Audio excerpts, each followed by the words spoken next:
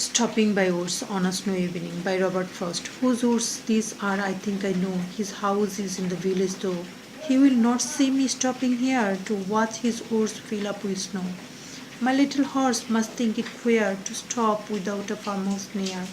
Between the oars and frozen lake, the darkest evening of the year, he gives his horns bells a shake to ask if there is some mistake. The only other sounds the sweep of easy wind and downy flake.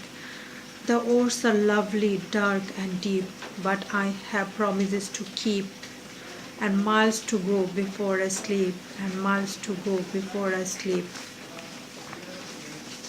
Summary. Stopping by Ode in a Snowy Evening by Robert Frost. In the surface, this poem is simplicity itself. The speaker is stopping by some oars on a snowy evening.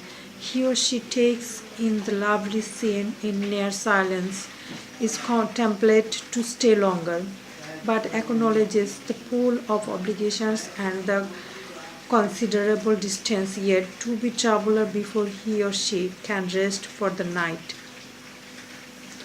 Form. The poem consists of four identically constructed stanza. Each line is iambic with four staged syllables. Within the four lines of each stanza, the first, second, fourth lines rhyme.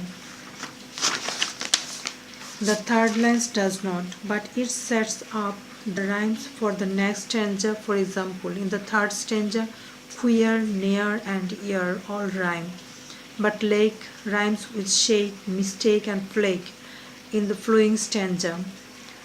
The notable exception to this pattern comes in the final stanza, where the third line rhymes with the previous two and is repeated as the fourth line. Do not be fooled by the simple words and the easiness of the rhymes. This is very difficult to achieve in English without